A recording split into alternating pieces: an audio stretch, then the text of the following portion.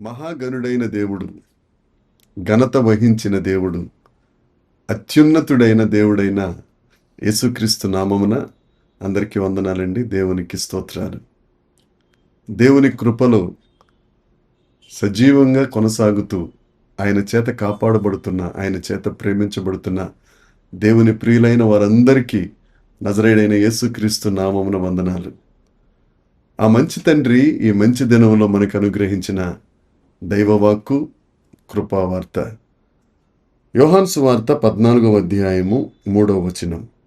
నేను వెళ్ళి మీకు స్థలము సిద్ధపరిచిన ఎడల నేనుండు స్థలములో మీరును ఉండులాగున మరలా వచ్చి నో యొద్ద ఉండుటకు మిమ్మును తీసుకొని పోవుదును. దేవునికి స్తోత్రం కలుగునుగాక, దేవునికి మహిమ కలుగునుగాక. మన దేవుడు ఎంత మంచి దేవుడు అంటే, ఆయన ఉన్న చోట మనం ఉండాలని ఆశపడుతున్న దేవుడు. ఇహలోక దేవతలు వారు ఎక్కడెక్కడో ఉంటారు, మనల్ని ఎక్కడో ఉండమంటారు. కానీ నిజ దేవుడు, సత్యస్వరూపి అయిన దేవుడు, సదాకాలము నిలిచి ఉండే దేవుడు, ఆయన ఎక్కడుంటారో మనల్ని అక్కడికి తీసుకెళ్లాలని ఆయన ఆశపడుతున్నారు. క్రీస్తుతో పాటు మనందరం ఉండడానికి ఆయన అనుగ్రహము పొందిన వారందరూ ఆయనతో ఉంటారు. దేవునికి స్తోత్రం. ఆయన తన భక్తుల పాదములను తొట్టిల్లనీయని దేవుడు, తనతో పాటు ఉండుటకు శక్తినిచ్చే దేవుడు. అంతేకాదు, తన మహిమ ఎదుట నిరపరాధులుగా, నిందారహితులుగా మనల్ని ఉంచే దేవుడు. ఆ దేవుని ఆలయంలో, ఆ పరిశుద్ధ దేవుని మందిరంలో ఆయన ముఖమును చూస్తూ, ఆయన నివాస స్థలములను చూస్తూ ఆనందింప చేయుటకు మనల్నందరినీ ఏర్పాటు చేసుకున్న గొప్ప దేవుడు ఆయన. ఆయన రాకడలో మనం ఆయనతో పాటు కలిసి ఆయన ఉండే స్థలానికి వెళ్ళబోతున్నాం. ఎంత గొప్ప నిరీక్షణ ఇది! ఎంత ధైర్యాన్ని, ఆనందాన్ని ఇచ్చే మాట ఇది. దేవుని యందు ప్రియమైన వారలారా, ఆయన రాకడలో మనం ఆయనతో పాటు వెళ్ళడానికి సిద్ధంగా ఉందాం. 2వ తెస్సలోని పత్రిక 2వ అధ్యాయం 7వ వచనం ఆ లేఖనం చెప్తుంది, పరిశుద్ధులందరితో పాటు పరిశుద్ధాత్మ దేవుడు కూడా ఆయన పరలోకానికి వెళ్ళిపోతారు. ఆయనతో పాటు మనం ఎత్తబడే గుంపులో ఉండగలగాలి. అయితే ఇప్పుడు మన ఆత్మీయ పరిస్థితి ఎలా ఉంది? ఆయన రాకడలో ఉన్నప్పుడు ఎత్తబడే వారిగా ఉంటామా, విడువబడే వారిగా ఉంటామా? మత్తయి సువార్తలో చూస్తే పరలోక సంబంధులైన వారు, పరిశుద్ధులైన వారు ఎత్తబడతారు, పాపులు అనబడేవారు విడువబడతారు. 1 తెస్సలోని పత్రిక చూస్తే వెలుగు సంబంధులందరూ ఎత్తబడతారు, చీకటి సంబంధులందరూ విడిచిపెట్టబడతారు. మత్తయి సువార్త 5వ అధ్యాయ ప్రకారం చూస్తే ఉప్పైన వారు, లోకానికి ఉప్పుగా సారం కలిగిన వారిగా ఉండే వారందరూ ఎత్తబడతారు, నిస్సారమైపోయిన వారు విడువబడతారు. పరమగీత గ్రంథం 2వ అధ్యాయం 2వ వచనం ప్రకారం చూస్తే పద్మము వంటి వారు దేవుని సన్నిధికి చేరతారు, బలురక్కసి వంటి వారు విడువబడతారు. గొర్రెలైన వారందరూ దేవుడితో ఉంటారండి, తోడేళ్ళందరూ ఇక్కడ ఉండిపోతారండి. మంచిగా ఫలించు వారందరూ దేవునితో ఉంటారండి. ఫలింపని ప్రతి తీగ నరికి నరకంలో వేయబడుతుంది. ఇప్పుడు చెప్పబడిన ఈ లిస్టులో మనం ఎక్కడున్నాం?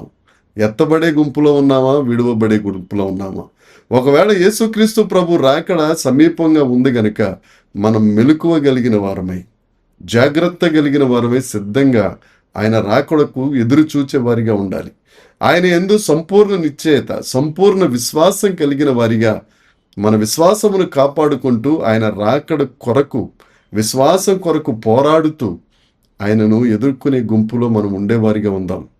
నీతి, స్వస్థ బుద్ధి అనే వస్త్రములు ధరించిన వారమై 2వ రాకడకు మనము వెళ్ళడానికి ఇప్పటి నుంచే సిద్ధపడదాం. ఒక మాట మీ ముందుంచుతున్నానండి. కుటుంబంలో 5గురు ఉంటే రాత్రి అయ్యేసరికి 5గురు ఒక్క చోట చేరి ఆ భోజనపు బల్ల దగ్గర అందరూ కూర్చుని మంచిగా మాట్లాడుకుంటూ భోజనం చేస్తే కుటుంబం చాలా సంతోషంగా ఉంటుంది కదా. మరి పరలోకానికి వెళ్ళే వారిలో ఈ 5గురు మారు మనసు పొంది రక్షణ అనుభవంలోనికి వచ్చి రక్షణ ఆనందాన్ని అనుభవిస్తూ అపోస్తుల క్రమంలో, అపోస్తుల బోధలో పెరుగుతూ రాకడ కొరకు సిద్ధపడి కడబోర మ్రోగినప్పుడు ఈ 5గురు ఎత్తబడే గుంపులో ఉంటే అది ఎంత సంతోషంగా ఉంటుంది. ఇక్కడ ఉన్నంతకాలం భోజనపు బల దగ్గర 5గురు ఉంటే చాలా సంతోషంగా గడిపాం. మరి ఆయన రాకడలో పరలోక రాజ్యంలో మన కుటుంబం అంతా ఉంటే అది ఎంత సంతోషంగా ఉంటుంది, ఎంత ఆనందంగా ఉంటుంది, ఒకసారి ఆలోచించండి. కాబట్టి దేవుని యందు బలంగా ఉందాం, దేవుని యందు నిలకడగా ఉందాం. వాక్యమును హృదయంలో నింపుకుందాం. మనం మాటలో వాక్యం, మన చూపులో వాక్యం, మన నడతలో, మన ప్రవర్తనలో వాక్యమును గైకొని వారిగా ఉందాం. దేవుణ్ణి సంతోషపెట్టు వారిగా ఉందాం. ఆ దేవుని చెంతకెళ్ళిపోవాలండి. ఆయన ముఖమును, ఆ ముఖ దర్శనాన్ని చూస్తూ ఆనందించు వారిగా ఉందాం. ఆయన మన కొరకు స్థలము సిద్ధపరచి వెళ్ళారు. ఎందుకంటే ఆయనతో పాటు మనం ఉండాలని. ఆయనకు ఆశ మనం ఆయనతో ఉండాలని. మరి మన ఆశ ఏంటి? ఆయనతో ఉందామా? ఆయన విడిచిపెట్టి ఆ నెమ్మది లేని స్థలానికి వెళ్ళిపోదామా? ఈ సమయం ఉండగానే సమయమును పోనీయక సద్వినియోగం చేసుకుందాం. ప్రియమైన వారలారా, దేవుని రాకడ కొరకు సిద్ధపడదాం. ఆ నివాస స్థలములో, ఆ దేవుడిచ్చే ఆ గొప్ప రమ్యమైన స్థలంలో ఆయనతో పాటు ఉందాం. ఆయనతో సంతోషిద్దాం. ఆయనను స్తుతిద్దాం, ఆయన ఆరాధిద్దాం. నిశ్చయముగా మనందరం ఆ రాకడ సమయంలో ఎత్తబడి గుంపులో ఉందుముగాక. దేవుడు ఈ మాటలు దీవించునుగాక. ప్రార్థన చేసుకుందాం. పరలోకమందున్న మా తండ్రి, మా ప్రభువా, నీకు స్తోత్రం. ఎంత మంచి దేవుడవయ్యా. నీవుండు స్థలములో మేముండునట్లు ఆశపడుతున్నవాడా, నీకు వందనాలు. మా కొరకు స్థలము సిద్ధపడి చేయటానికి వెళ్ళిన తండ్రి, నీకు వందనాలు చెల్లిస్తున్నాం. మేము కూడా నీతో పాటు ఉండడానికి ఇష్టపడి కలిగినట్లు అపనమ్మకం రాకుండా నమ్మకమును పుట్టించి, అవిశ్వాసము రాకుండా విశ్వాసమును వృద్ధి చేసి, దేవ నిన్ను మహిమపరచు గుంపులో మేము ఉండుటకు కృప దయచేసి మహిమ పొందుమని యేసుక్రీస్తు నామమున ప్రార్థించి అడిగి వేడుకొనుచున్నాము తండ్రి. ఆమేన్, ఆమేన్. దేవుని కృప మనందరికీ తోడై ఉండునుగాక.